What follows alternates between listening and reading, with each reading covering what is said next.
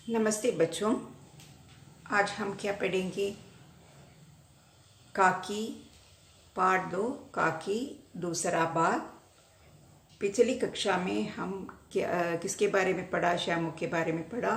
श्यामू शून्य मन से आकाश की ओर ताका करता। उसने क्या किया? आकाश की ओर ताका करता या एक पतंग देखकर अपने पिताजी से बोला, काका मुझे एक पतंग मंगा दो। किसे कहा? अपने पिताजी से कहा। क्या कहा? काका मुझे एक पतंग मंगा दो। पिताजी ने क्या कहा? पिताजी ने कहकर ये क्या कहा? अच्छा मंगा दूंगा कहकर वे उदास भाव से कहीं और चले गए। श्यामू ने बाद में क्या किया? श्यामू ने अपने पिताजी के या विश्वेश्वर का कोट टंगा हुआ था। कहाँ? कुर्ती पर विश्वेश्वर का कोट टंगा हुआ था। इधर उधर देखकर उसने एक स्टूल सरका कर रखा और ऊपर चढ़कर कोट की जेब में टटोली, या जेब का मतलब है पॉकेट, टटोली और उनमें से एक छवनी का आविष्कार करके वह तुरंत वहां से भाग गया। यह सुखिया दासी का लड़का बोला। श्यामू का समवयस्क साथी था, यह समान उम्र वाली था। यह श्यामू ने उसे चवन्नी देखकर कहा, अपनी जीजी से कहकर गुपचुप या चुपचाप एक पतंग और डोर मंगा दो। देखो खूब अकेले में लाना, कोई जान न पाए। पतंग आई एक अंधेरे घर में, उसमें डोर बांधी जाने लगी। श्यामू ने धीरे से कहा, बोला किसी से न कहो तो एक बात कहो। क्या बात है? बोला ने सिर हिलाकर कहा, नहीं नहीं किसी से नहीं कहूँगा। यह श्यामू ने सिर हिलाकर कहा, मैं ये पतंग ऊपर राम के यहाँ बेचूंगा। इस पतंग को पकड़कर काकी नीचे उतरेगी। मैं लिखना नहीं जानता, नहीं तो इस पर उनका नाम या काकी का नाम लिखा देता या लिख देता। बोला श्यामू से अधिक समझदार था। उसने कहा, बात तो बहुत अच्छी है और परंतु एक कठिनता है या मुसीबत है। ये डोर पतली है, इसे पकड़कर काकी उतर नहीं सकती। इसके टूट जाने का डर है या भय है। पतंग में मोटा रस्सी हो तो सब ठीक हो जाएगा। श्यामू गंभीर हो गया, है ना? मतलब एक ही बात लाख रुपये की सोचाई गई है। क्या है? परंतु कठिनता ये थी कि क्या कठिनता है, क्या मुसीबत है कि मोटी रस्सी कैसे मंगाई जाए। हाथ में रुपया नहीं है और 10 में दाम नहीं और 10 में दाम है नहीं। घर के जो आदमी उसकी काकी को बिना दया माया के जला आए हैं, वे उसे इस काम के लिए कुछ नहीं देंगे। उस दिन शामू को चिंता के मारे या धुन के मारे बड़ी रात तक नींद नहीं आई। पहले दिन की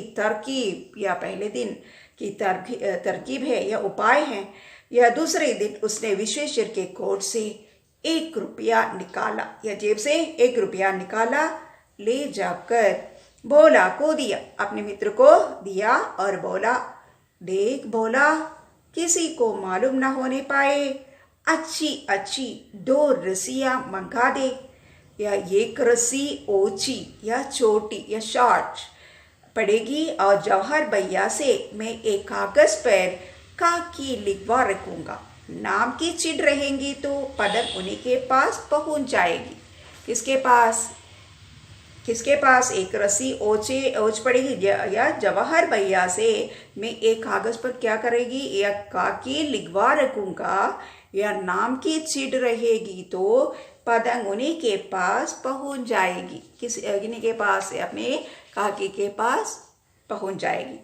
2 घंटे बाद प्रफुल्ल मन से श्यामू और बोला अंधेरी कोठरी में बैठे बैठे पतंग में रस्सी बांध रहे थे। अंधेरी कोठरी में बैठकर या अकस्मात या अचानक एकदम या सडनली शुभ कार्य में विघ्न की तरह उग्र रूप धारण किए हुए विश्वेश्वर वहां आ घुसे या प्रवेश किया। बोला और श्यामू को दम खाकर बोले, तुमने हमारे कोट से रुपया निकाला है?